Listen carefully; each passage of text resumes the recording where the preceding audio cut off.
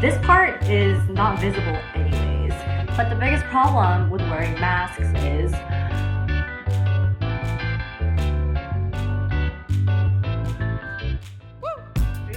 Hey guys, it's Crystal! Today's content is mask-proof makeup, something that I've been definitely utilizing because I am wearing masks at all times when I go outside.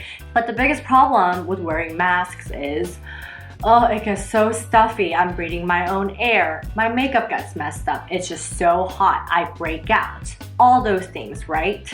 So after lots of trial and error for the past couple of months, I finally found the perfect recipe to have a mask-proof makeup that doesn't smudge, that doesn't get on the mask like this.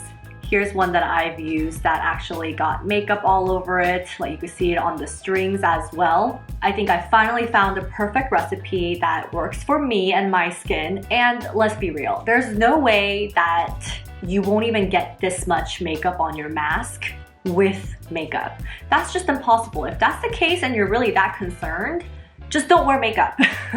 But for me, I can't just not wear makeup. I still do go into work a couple times a week and I still have to put makeup on. So I have my own way of how I do makeup, and I hope you guys can reference this if you are really struggling to not get makeup on your masks.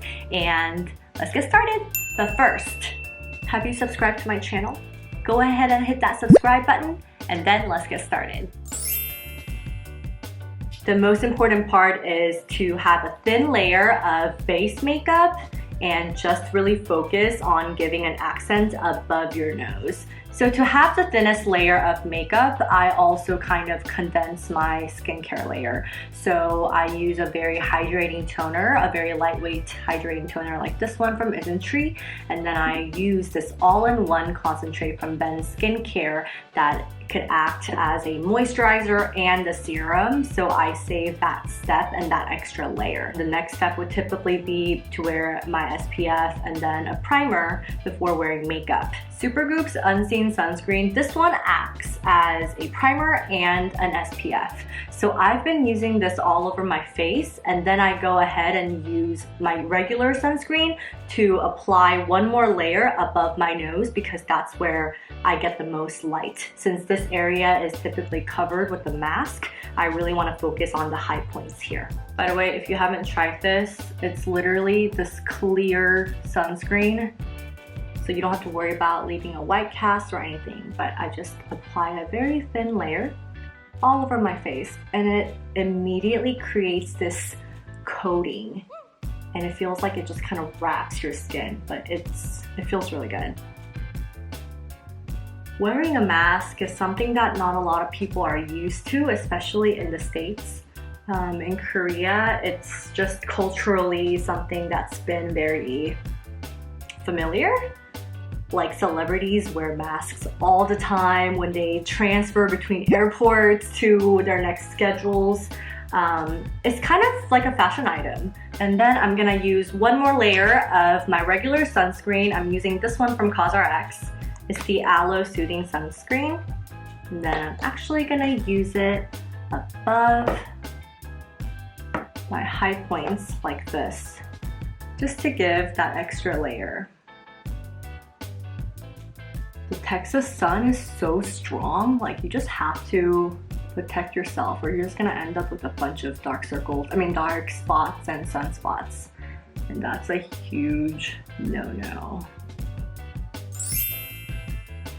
So for my face makeup, the most important part, which you really don't wanna be greedy and try to do too much, because if you're wearing a mask, this part is not visible anyways.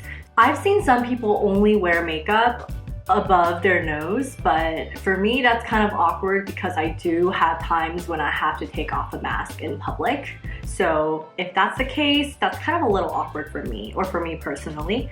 So what I do is I've been using this color correcting treatment from Dr. Jart, and it's a tiger grass color correcting treatment.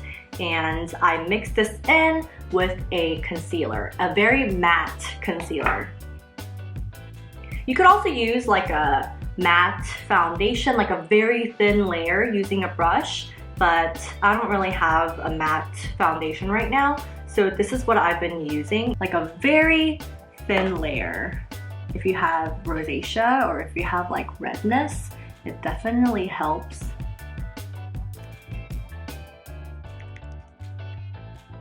And then what I do is I use a concealer for some spots that I have concerns with. So I'm using this one from Becca Cosmetics. This is the Ultimate Coverage Longwear Concealer.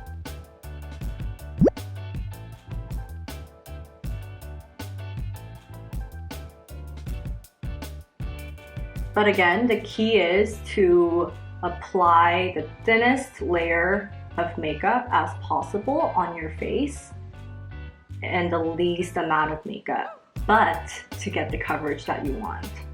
So today I'm actually gonna go ahead and use this cream blush that I recently got from Fenty Beauty. I'm just gonna try to put it as high as possible because the mask kind of comes up all the way over here, but I still want it to show. So I'm gonna try to put it pretty high. Even if that looks a little funny, you blend it in, it's fine.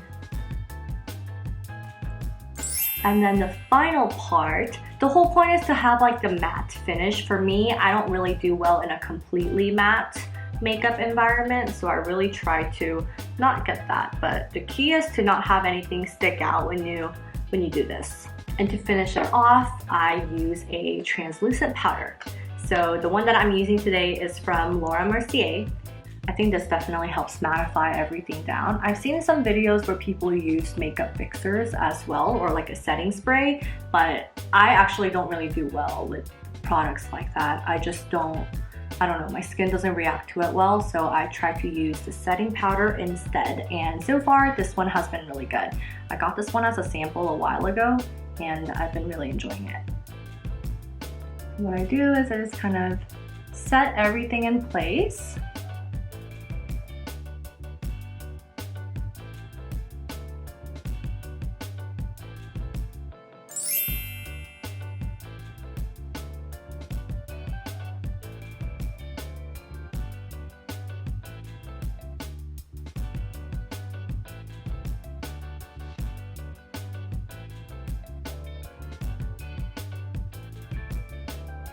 I typically don't wear anything on my lips except a lip mask or like a thick layer of lip balm. And here's my finished look.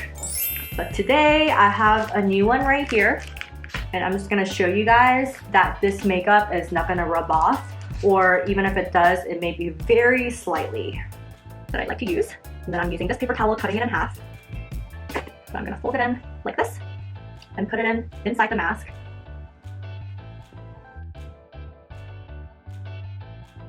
I'll show you guys what it looks like right now. Let me like press on it a little bit.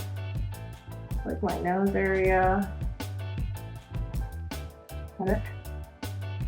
So this is literally what it looks like right now.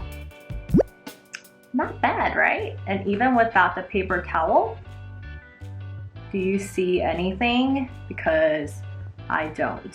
The strings are clean. And obviously right now you probably can't really tell because I just used my makeup, but I will come back after my lash lift because I will be wearing the mask during my treatment, and I'll share with you guys what it looks like afterwards, and when I come back home if it has rubbed off on the mask at all, because I think that would be a good indicator whether this makeup works or not. It's been about 4 hours since I've worn makeup, and I wanted to show you guys the situation inside the mask, if my makeup from this morning smudged at all or got on the mask. So let's see. I wanted to prove it because if I go home and then I take a video, you guys might be like, oh, what if she replaced the mask? You know, it could be fake. So yeah. So literally, this is what it looks like. There's some on the paper towel, but even around, I don't see anything, do you? And then the strings are clean as well. clearly I'm doing something right. Because it sucks when you wear makeup and it just gets all over the mask. You can't even reuse the mask, first of all, but you also just look bad. So anyways, just wanted to show you guys. But yeah, there you go. Mask proof makeup right there.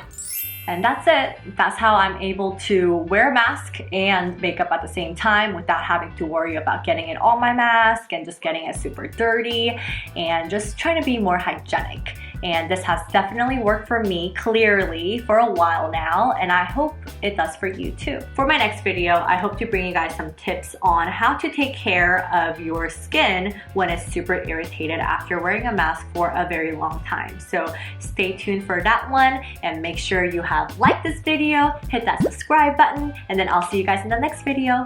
Bye! Thanks for watching!